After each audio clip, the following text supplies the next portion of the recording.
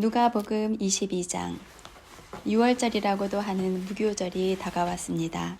대제사장들과 율법학자들은 어떻게 하면 예수님을 죽일까 궁리를 하였습니다. 이는 그들이 사람들을 두려워하였기 때문입니다. 사탄이 12제자 중 하나인 가룟이라고 하는 유다에게로 들어갔습니다. 유다가 대제사장과 성전 수비대장에게 가서 예수님을 그들에게 어떻게 넘겨줄지를 의논하였습니다. 그들은 기뻐하면서 유다에게 돈을 주겠다고 약속했습니다. 유다도 찬성하고 사람들이 없을 때에 예수님을 그들에게 넘겨줄 적당한 기회를 찾았습니다. 6월절 양을 희생 제물로 바치는 무교절이 되었습니다. 예수님께서 베드로와 요한을 보내면서 말씀하셨습니다. 가서 우리가 먹을 수 있도록 6월절을 준비하여라. 이들이 예수님께 물었습니다. 어디에 준비하길 원하십니까? 예수님께서 제자들에게 말씀하셨습니다. 보아라, 도시에 들어가면 물 항아리를 가지고 가는 사람을 만날 것이다. 그를 따라 그가 들어가는 집으로 들어가거라. 그리고 집주인에게 말하여라. 선생님께서 내 제자들과 함께 6월절 음식을 먹을 방이 어디냐고 물으셨습니다. 그러면 그 사람이 위층에 있는 정돈된 큰 방을 보여줄 것이다. 거기서 6월절을 준비하여라. 베드로와 요한이 가보니 모든 것이 예수님께서 말씀하신 그대로였습니다. 그들은 그곳에서 6월절을 준비하였습니다. 때가 되어 예수님께서 식사 자리에 앉으셨습니다. 그리고 제자들도 예수님과 함께 앉았습니다. 예수님께서 제자들에게 말씀하셨습니다. 내가 고난을 받기 전에 너희와 함께 이 6월절 음식을 먹기를 간절히 바랐다. 내가 너희에게 말한다. 6월절이 하나님 나라에서 이루어질 때까지 다시는 6월절 식사를 하지 않겠다. 예수님께서 잔을 받아서 감사 기도를 드리고 말씀하셨습니다. 이 잔을 받아 너희들끼리 나누어 마셔라. 내가 너희에게 말한다. 하나님 나라가 올 때까지 포도 열매에서 난 것을 이후로는 마시지 않을 것이다. 그리고 예수님께서 빵을 들고 감사 기도를 드렸습니다. 그리고 떼어서 제자들에게 주시며 말씀하셨습니다. 이것은 내가 너희에게 주는 내 몸이다. 이것을 행하여 나를 기념하여라. 이와 같이 빵을 드신 후에 잔을 가지시고 말씀하셨습니다. 이 잔은 너희를 위하여 흘리는 내 피로 세운 새 언약이다. 보아라, 나를 넘겨줄 사람의 손이 나와 함께 식탁 위에 있다. 인자는 정해져 있는 대로 갈 것이나 인자를 넘기는 그 사람에게는 화가 있다. 제자들이 자기들 중에 누가 이런 일을 하겠는가 하고 서로 묻기 시작하였습니다. 제자들 사이에 누가 가장 큰 사람으로 여김을 받을 것인가를 놓고 서로 말다툼이 일어났습니다. 예수님께서 그들에게 말씀하셨습니다. 이방인들의 왕은 백성들 위에서 왕노릇한다. 그리고 권력을 가진 사람들은 백성들에게 은인으로 불린다. 그러나 너희가 그래서는 안 된다. 너희 중에 가장 큰 사람은 가장 어린 사람처럼 되어야 하고 지도자는 종처럼 되어야 한다. 식사 자리에 앉아있는 사람과 그를 시중드는 사람 가운데 누가 더 큰 사람이냐? 식사 자리에 앉아있는 사람이 아니냐? 그러나 나는 섬기는 사람으로 너희 가운데 있다. 너희는 내가 시험을 당할 때 나와 함께 있었다. 내 아버지께서 내게 나라를 주신 것처럼 나도 너희에게 주려고 한다. 너희는 내 나라에서 먹고 마실 것이며 왕좌에 앉아 이스라엘의 12지파를 심판할 것이다. 시몬아, 시몬아, 사탄이 너를 마치 밀가 부르듯 하는 것을 허락해달라고 요청하였다. 그러나 나는 내가 믿음이 꺾이지 않도록 기도하였다. 내가 돌아온 후에 내 형제들을 굳게 하여라. 베드로가 예수님께 말했습니다. 주님과 함께라면 감옥에 갈 수도 있고 죽을 준비도 되어 있습니다. 예수님께서 말씀하셨습니다. 내가 네게 말한다. 오늘 닭이 울기 전에 내가 3번씩이나 나를 모른다고 부인할 것이다. 예수님께서 제자들에게 말씀하셨습니다. 지갑이나 가방이나 신발이 없이 내가 너희를 보냈을 때 너희에게 부족한 것이 있었느냐? 그들이 대답했습니다. 아닙니다. 없었습니다. 예수님께서 제자들에게 말씀하셨습니다. 그러나 지금은 지갑이 있는 자는 지갑을 챙기라. 가방도 그렇게 하여라. 칼이 없으면 옷을 팔아서라도 사라. 내가 너희에게 말한다. 그는 마치 범죄자처럼 취급당했다. 받고 쓰여진 말씀이 내게서 반드시 이루어져야 한다. 내게 대하여 쓰여진 것이 이제 이루어지고 있다. 제자들이 말했습니다. 보십시오, 주님. 여기에 칼 2개가 있습니다. 예수님께서 그것이면 충분하다라고 말씀하셨습니다. 예수님께서 예루살렘 밖으로 나가셔서 늘 하시던 대로 올리브산으로 가셨습니다. 제자들도 예수님을 뒤따라 갔습니다. 그곳에 이르셔서 예수님께서 제자들에게 말씀하셨습니다. 시험에 들지 않게 기도하여라. 그리고 제자들을 떠나 돌을 던져 닿을 만한 곳에 가셔서 무릎을 꿇고 기도하셨습니다. 아버지, 만일 아버지의 뜻이라면 제게서 이 잔을 없애 주십시오. 그러나 제 뜻대로 되게 하지 마시고 아버지의 뜻대로 이루어지게 하십시오. 그러자 하늘로부터 천사가 나타나 예수님께 힘을 북돋워 주었습니다. 예수님께서 고통스러워하시며 더 간절히 기도하셨습니다. 땀이 마치 핏방울처럼 땅에 떨어졌습니다. 예수님께서 기도하기를 마치시고 일어나 제자들에게 가셨습니다. 그리고 제자들이 슬픔에 지쳐 잠들어 있는 모습을 보셨습니다. 예수님은 그들에게 말씀하셨습니다. 왜 잠을 자고 있느냐? 일어나라. 그리고 시험에 들지 않게 기도하여라. 예수님께서 말씀하고 계실 때 사람들이 몰려왔습니다. 12 제자 가운데 하나이며 유다라고 불리는 사람이 사람들을 이끌고 왔습니다. 그리고 예수님께 입맞추려고 가까이 다가왔습니다. 그러나 예수님께서 유다에게 말씀하셨습니다. 유다야, 입맞춤으로 인자를 넘기느냐? 예수님 곁에 있던 사람들이 돌아가는 상황을 보고 예수님께 말했습니다. 주님, 칼로 이들을 칠까요?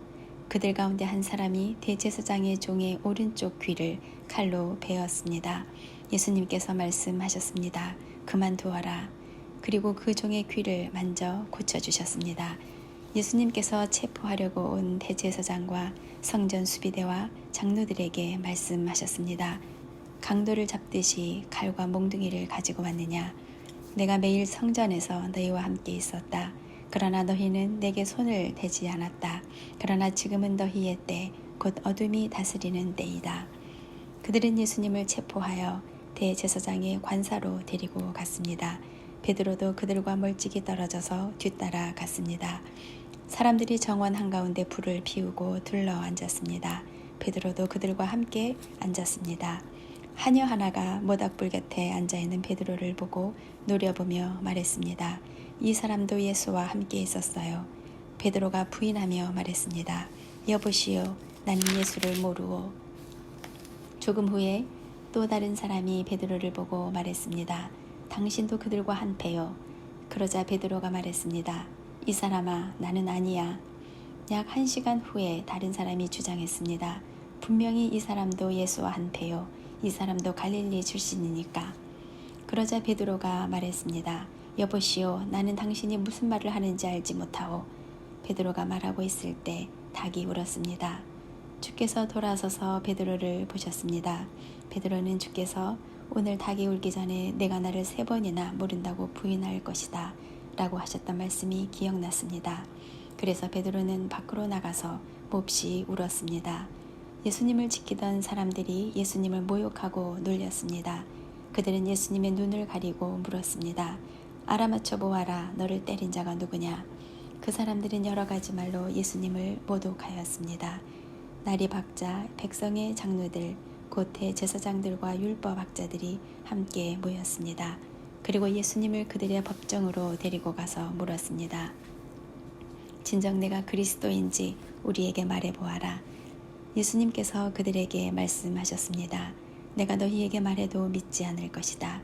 또한 내가 물어도 너희가 대답하지 않을 것이다. 그러나 이제부터 인자가 전능하신 하나님의 오른쪽에 앉게 될 것이다. 그들이 모두 물었습니다. 그러면 당신이 하나님의 아들이요? 예수님께서 그들에게 대답하셨습니다. 내가 그렇다고 너희가 말했다. 그들이 말했습니다. 우리에게 무슨 증거가 더 필요하겠는가? 우리가 직접 이 사람의 입에서 나오는 소리를 들었다. 23장. 그들 모두가 일어나서 예수님을 빌라도 앞으로 끌고 갔습니다. 그리고 예수님을 고소하였습니다. 이 사람은 백성들을 미혹시키고 가이사에게 세금을 바치지 못하게 했으며 자기가 그리스도 곧 왕이라고 주장합니다. 빌라도가 예수님께 물었습니다. 당신이 유대인의 왕이요? 예수님께서 대답하셨습니다. 내가 말한 대로이다. 빌라도가 대제사장들과 군중들에게 말했습니다. 나는 이 사람에게서 아무 죄도 찾지 못하겠소. 그러나 사람들은 계속해서 주장했습니다. 이 사람이 갈릴리에서부터 시작해서 온 유대를 돌아다니고 이곳까지 와서 백성들을 선동하고 있습니다.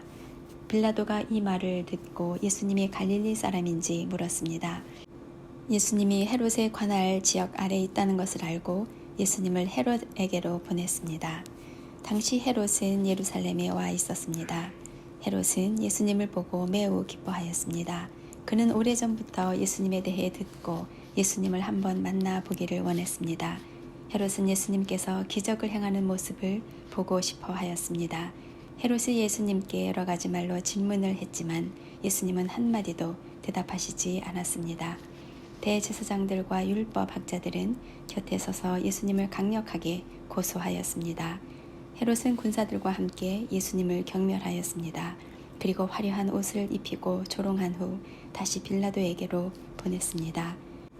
예전에 빌라도와 헤롯은 서로 원수였지만 그날의 헤롯과 빌라도는 서로 친구가 되었습니다. 빌라도가 대제사장들과 지도자들과 백성들을 불렀습니다. 그리고 말했습니다. 너희는 이 사람이 백성을 반역하도록 부추긴다고 하여 내게로 데리고 왔다. 그러나 너희 앞에서 조사를 해보니 너희가 이 사람에 대하여 고소한 죄목을 찾을 수 없었다. 또한 헤롯도 아무런 잘못을 찾아낼 수 없어 그를 다시 우리에게로 보냈다. 이 사람은 죽어야만 될 어떤 잘못도 행하지 않았다. 그러니 나는 그를 매질해서 풀어주겠다. 그러자 사람들이 함께 소리를 지르며 말했습니다. 그 사람을 죽이시오. 우리에게 바라바를 풀어주시오.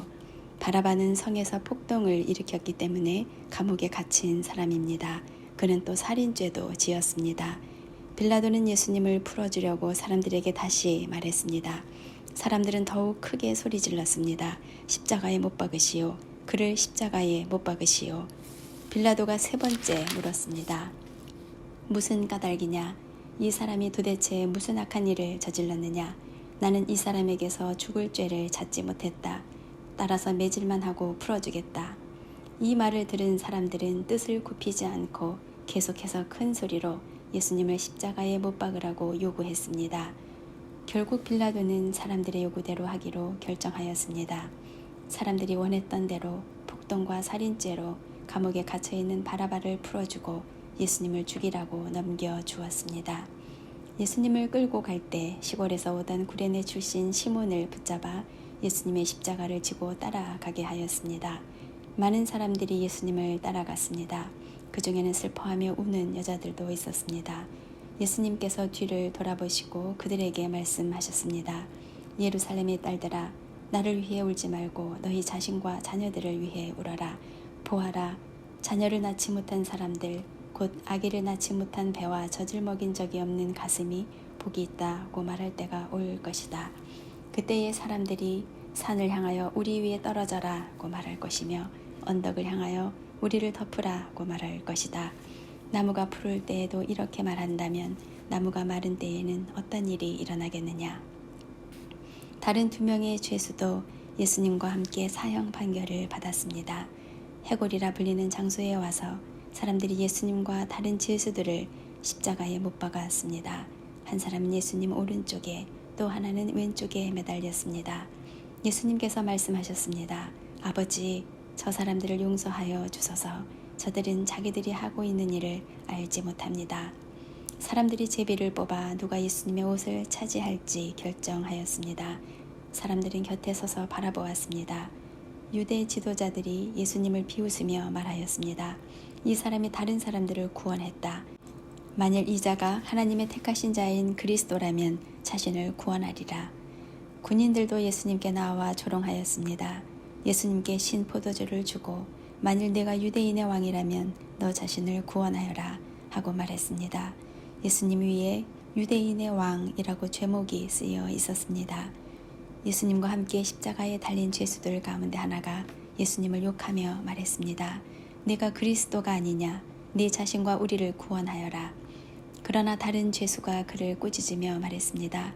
너도 같은 벌을 받았으면서 하나님을 두려워하지 않느냐?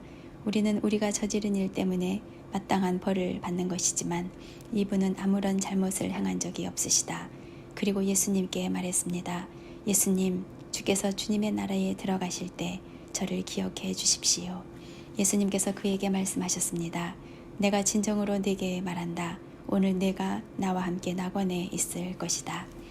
정오 때쯤에 어두움이 온 땅을 덮어서 오후 3시까지 계속되었습니다. 햇빛이 사라지고 성전의 휘장이 두 쪽으로 찢어졌습니다. 예수님께서 큰 소리로 부르짖으셨습니다.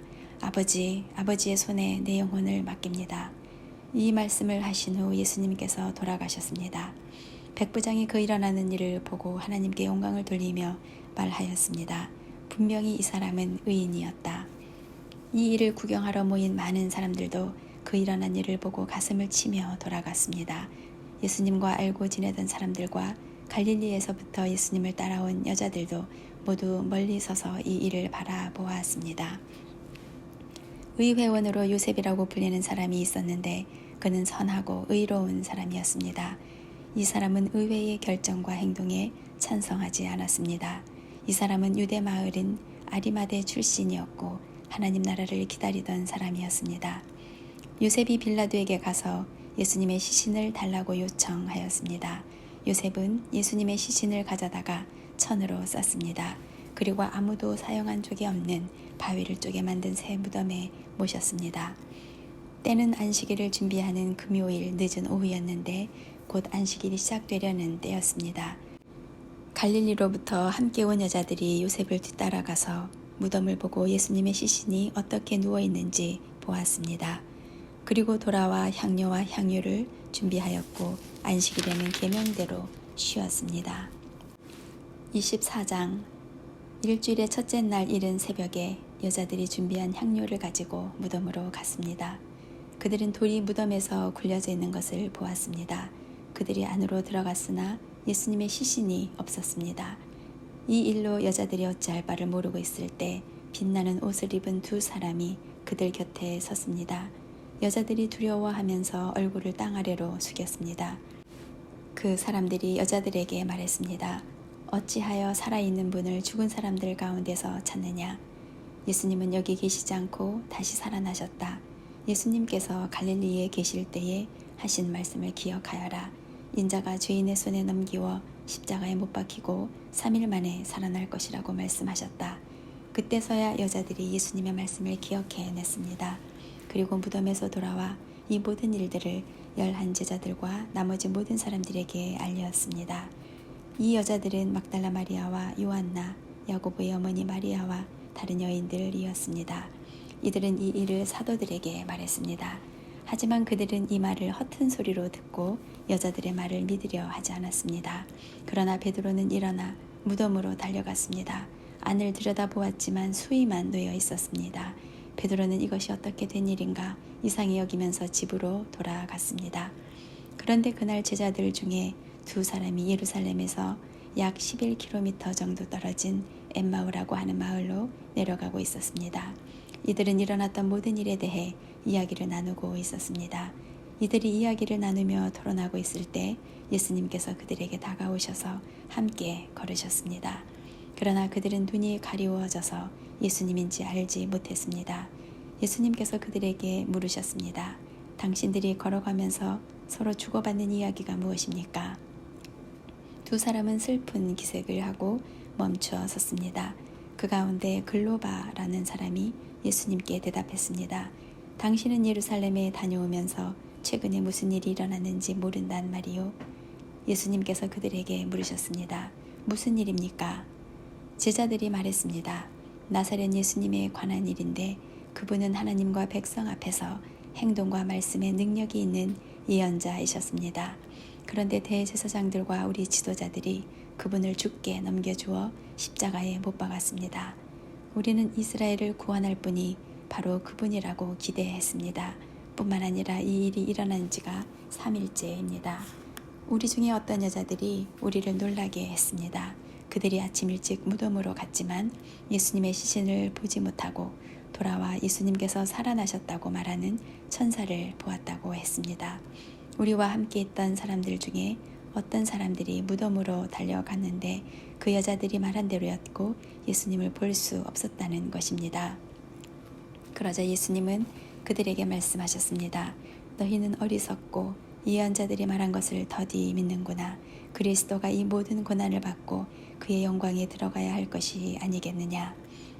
예수님께서 모세로부터 시작하여 모든 예언자를 들어 예수님에 관한 성경 말씀을 제자들에게 설명해 주셨습니다. 그들이 가려고 했던 엠마오 마을에 가까이 왔습니다. 그러나 예수님께서는 그곳보다 더 멀리 가려 하셨습니다. 제자들은 예수님께 간청하였습니다. 저녁때가 되고 날이 이미 저물었으니 우리와 함께 묵으십시오. 그래서 예수님께서 그들과 함께 머무시려고 들어가셨습니다. 예수님께서 그들과 함께 식사 자리에 앉으셨습니다. 그리고 빵을 들고 감사기도를 하신 후 제자들에게 나누어 주셨습니다. 그러자 그들의 눈이 밝아져 예수님을 알아보았습니다. 순간 예수님께서는 사라지셨습니다. 그들이 서로 이야기했습니다. 길에서 예수님께서 우리에게 말씀하시고 성경을 풀어주실 때에 우리의 마음이 불타는 것 같지 않았는가. 그 두 제자가 일어나서 예루살렘으로 돌아갔습니다. 거기에 11 제자들과 또 그들과 함께 있던 사람들이 모여 있었습니다. 이들이 말했습니다. 주께서 정말로 다시 살아나셨습니다. 시몬에게도 나타나셨습니다. 그러자 두 제자들도 길에서 있었던 일들을 이야기하였습니다. 그리고 예수님께서 빵을 떼어주실 때 예수님을 알게 된 것을 이야기해 주었습니다. 제자들이 이런 일들을 말하고 있을 때 예수님께서 제자들 가운데 나타나셨습니다. 그리고 그들에게 말씀하셨습니다. 너희가 평안하냐? 제자들은 깜짝 놀라며 유령을 보는 줄로 생각했습니다. 예수님께서 그들에게 말씀하셨습니다. 왜 무서워하느냐? 왜 너희 마음에 의심이 생기느냐? 내 손과 발을 보아라. 바로 나다. 나를 만져보아라. 유령은 살과 뼈가 없다. 그러나 나는 너희가 보는 것처럼 살과 뼈를 가지고 있다. 이 말씀을 하시고 예수님께서 손과 발을 제자들에게 보여주셨습니다. 제자들은 너무 기뻐서 차마 믿지 못하고 놀라고 있는데 예수님께서 제자들에게 말씀하셨습니다. 먹을 것이 좀 있느냐? 제자들이 구운 생선 한 토막을 예수님께 드렸습니다. 예수님께서 그것을 받아들고 제자들 앞에서 잡수셨습니다. 그리고 제자들에게 말씀하셨습니다. 내가 전에 너희와 함께 있을 때에 너희에게 한 말이 이것이다. 모세의 법과 예언서와 시편에 나에 관해 쓰여진 모든 것들이 반드시 이루어져야 한다고 말했다. 그리고 예수님께서 제자들의 마음을 열어 성경을 깨닫게 해주셨습니다. 예수님께서 제자들에게 말씀하셨습니다. 이렇게 기록되어 있다. 그리스도가 고난을 당하고 3일째 되는 날에 죽은 자들 가운데서 일어날 것이다. 예루살렘으로부터 시작하여 모든 민족에게 그리스도의 이름으로 죄를 용서받는 회개가 전파되어야 할 것이다. 너희는 이 일의 증인이다. 보아라, 내 아버지께서 약속하신 것을 너희에게 보낸다. 그러므로 너희는 높은 곳에서 오는 능력을 입을 때까지 이 성에 머물러라. 예수님께서 제자들을 베다니로 데리고 가셨습니다. 그리고 손을 들어 제자들을 축복하셨습니다. 예수님께서 제자들을 축복하시면서 그들을 떠나 하늘로 들려 올라가셨습니다. 제자들이 예수님께 경배하고 크게 기뻐하며 예루살렘으로 돌아왔습니다. 그리고 그들은 늘 성전에 머물면서 하나님을 찬양하였습니다. 요한복음 1장. 태초에 말씀이 계셨습니다. 그 말씀은 하나님과 함께 계셨는데 그 말씀은 곧 하나님이셨습니다. 그분은 세상이 창조되기도 전에 하나님과 함께 계셨습니다. 모든 것이 그분을 통하여 지음을 받았습니다. 지음을 받은 것 중에서 어느 것 하나도 그분 없이 지어진 것이 없습니다. 그분 안에는 생명이 있습니다. 그 생명은 세상 사람들을 비추는 빛이었습니다. 그 빛이 어둠 속에서 빛을 발했지만 어두움은 그 빛을 깨닫지 못했습니다. 하나님께로부터 보냄을 받은 요한이라는 사람이 있었습니다. 요한은 그 빛에 대해 증언하여 자기를 통해 모든 사람들이 믿음을 얻도록 하기 위해 보냄을 받은 사람입니다. 요한 자신은 그 빛이 아니었으나 사람들에게 그 빛에 대하여 증언하기 위해 온 것입니다. 참 빛이 있었습니다. 그 빛은 세상에 와서 모든 사람을 비추었습니다. 참 빛이 되신 말씀이 세상에 계셨습니다. 세상은 그분을 통하여 지음을 받았는데도 그분을 알지 못하였습니다. 그분은 자기의 땅에 오셨으나 그의 백성들은 그분을 영접하지 않았습니다. 그러나 누구든지 그분을 영접하는 사람들, 그분의 이름을 믿는 사람들에게는 하나님의 자녀가 되는 자격을 주셨습니다. 좋은 가문에 태어난 사람들만 하나님의 자녀가 되는 것이 아닙니다. 또한 어떤 사람들의 계획이나 바람에 의해서 그리고 그들의 조상으로 말미암아 하나님의 자녀가 된 것도 아닙니다. 다만 그들은 하나님 자신이 그들의 아버지라는 사실 때문에 하나님의 자녀가 된 것입니다. 말씀이 사람이 되셔서 우리 가운데서 사셨습니다. 우리는 그분의 영광을 보았습니다. 그 영광은 오직 아버지의 독생자만이 가질 수 있는 영광이었습니다. 그 말씀은 은혜와 진리로 충만해 있었습니다. 요한이 그분에 대해서 증언하며 외쳤습니다. 내가 전에 내 뒤에 오시는 분이 계시는데 그분이 나보다 더 위대하신 것은 내가 태어나기 전에 존재하셨기 때문이다 라고 말했는데 이분이 바로 내가 말한 그분이다. 그분의 충만하신 것에서 우리 모두는 넘치는 은혜를 받았습니다. 그것은 율법이 모세를 통해 주어졌지만 은혜와 진리는 예수 그리스도를 통하여 왔기 때문입니다. 지금까지 하나님을 본 사람은 아무도 없었습니다. 그러나 하나님이시며 아버지 곁에 계시던 독생자이신 분이 우리에게 하나님이 어떤 분이신지를 알려주셨습니다. 요한이 증언한 내용은 이렇습니다. 예루살렘에 사는 유대인들이 제사장과 레위인 몇 사람을 요한에게 보내어 당신은 누구십니까? 라고 묻게 했습니다. 요한은 그 질문에 거절하지 않고 대답했습니다. 그는 분명하게 말했습니다. 나는 그리스도가 아닙니다. 그러자 그 사람들이 요한에게 물었습니다. 그럼 도대체 당신은 누구십니까? 엘리야입니까? 요한이 대답했습니다. 아니요, 나는 엘리야가 아닙니다. 그러자 그 사람들이 물었습니다. 장차 오시기로 한 그 예언자입니까? 요한은 또 대답했습니다. 아닙니다. 그러자 그들이 요한에게 말하였습니다. 그렇다면 당신은 누구십니까? 우리는 우리를 보낸 사람들에게 보고해야 합니다. 대답해 주십시오. 당신은 자신을 무엇이라고 생각하십니까? 요한은 그 사람들에게 이사야 선지자의 말씀을 인용하여 대답했습니다. 나는 광야에서 주님을 위하여 길을 곧게 만들어라 하고 외치는 사람의 소리입니다. 보냄을 받은 유대 사람들 중에는 바리새인이 보낸 사람이 있었습니다. 그 사람들이 요한에게 물었습니다. 당신이 그리스도도 아니고 엘리야도 아니고 예언자도 아니라면 왜 사람들에게 세례를 줍니까? 요한이 대답했습니다.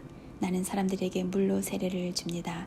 그러나 여러분 가운데 여러분이 알지 못하는 한 사람이 서 계십니다. 그분은 내 뒤에 오시는 분이지만 나는 그분의 신발끈을 풀 자격도 없는 사람입니다. 이 모든 것은 요한이 세례를 주던 요단강 동편 베다니에서 일어난 일이었습니다. 다음 날 요한은 자기에게 오시는 예수님을 보고 이렇게 말했습니다. 보십시오. 세상 죄를 지고 가시는 하나님의 어린 양이십니다. 이분이 바로 내가 내 뒤에 오시지만 그분이 나보다 더 위대하신 것은 내가 태어나기 전에 존재하셨기 때문이다 라고 말했던 분입니다.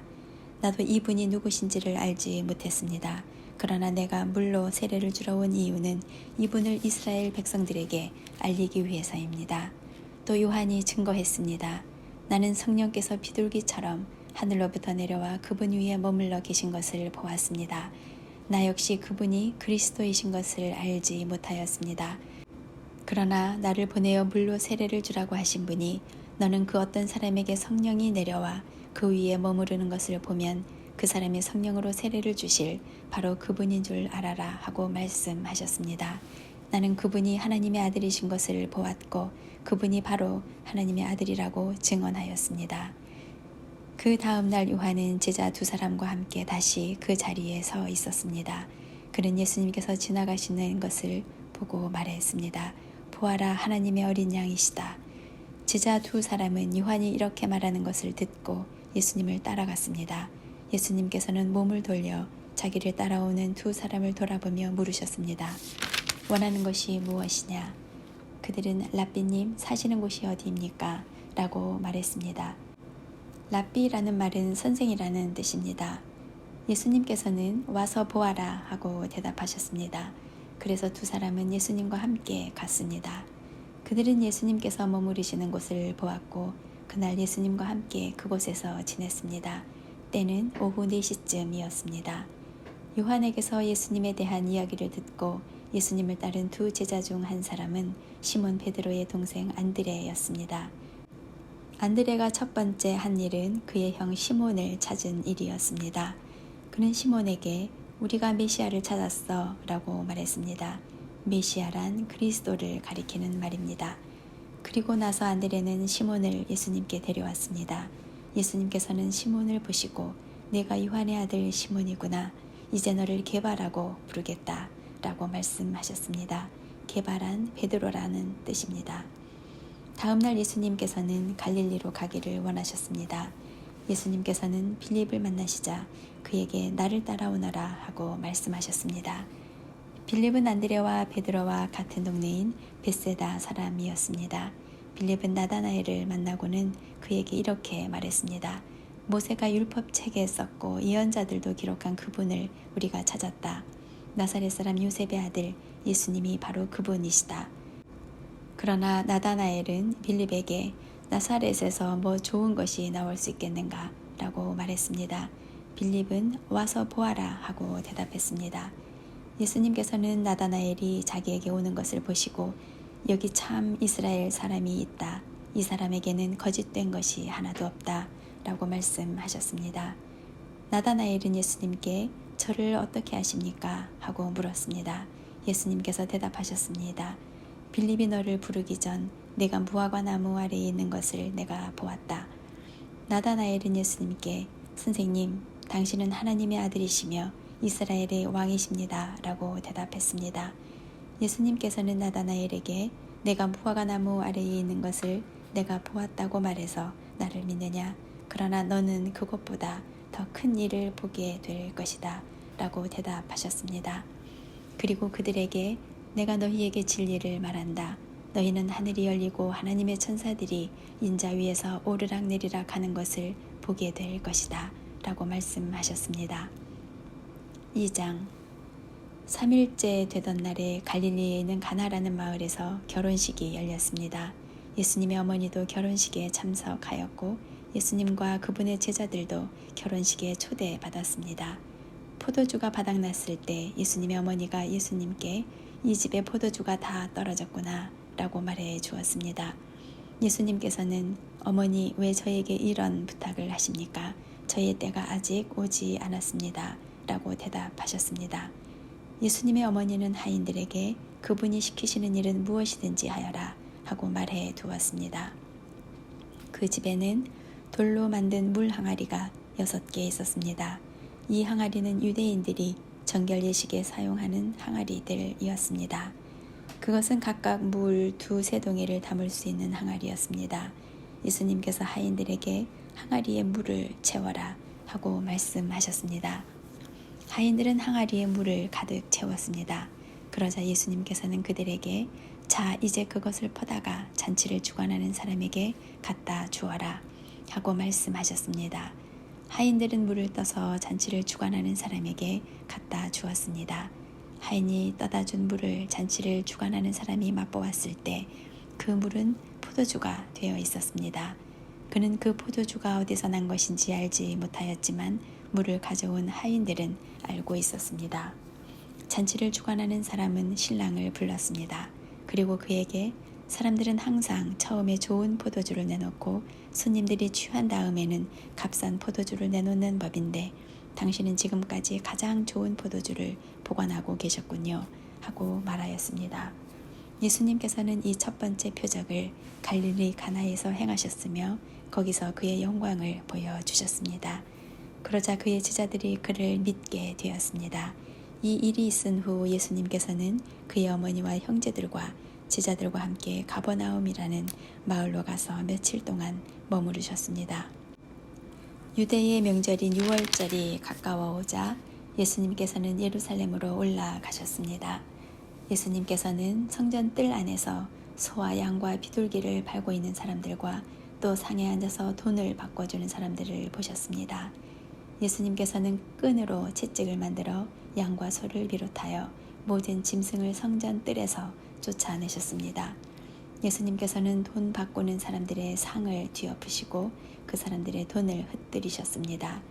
그리고 비둘기를 파는 사람들에게 명령하셨습니다. 이것들을 여기서 치워라. 내 아버지의 집을 시장터로 만들지 마라. 이때 제자들은 성경에 주님의 집에 대한 나의 열심이 불처럼 나를 삼겼다라고 기록된 것을 생각하였습니다. 유대인들은 예수님께 당신은 당신에게 이런 일들을 행할 권리가 있다는 것을 증명할 무슨 표적을 행할 수 있습니까? 하고 물었습니다. 예수님께서는 이 성전을 허물어라. 그러면 내가 3일 만에 이것을 다시 세우겠다. 라고 대답하셨습니다. 그러자 유대인들은 이 성전을 건축하는데 46년이 걸렸는데 당신이 3일 만에 다시 세우겠다는 겁니까? 라고 반문했습니다. 그러나 예수님께서 말씀하신 성전은 그분 자신의 몸을 가리키는 것이었습니다. 예수님께서 죽은 자들 가운데서 부활하신 후에 그분의 제자들은 예수님께서 이렇게 말씀하신 것을 기억하였고 그들은 성경과 예수님께서 하신 말씀을 믿었습니다. 예수님께서 예루살렘에 계시는 6월절 기간 동안 많은 사람들이 그분이 행하시는 표적을 보고 예수님을 믿었습니다. 그러나 예수님께서는 모든 사람을 알고 계셨기 때문에 자기 자신을 그 사람들에게 맡기지 않으셨습니다. 예수님께서는 사람들의 마음속에 무엇이 들어있는지 알고 계셨기 때문에 사람에 대해서 어느 누구의 증언이 필요가 없었습니다.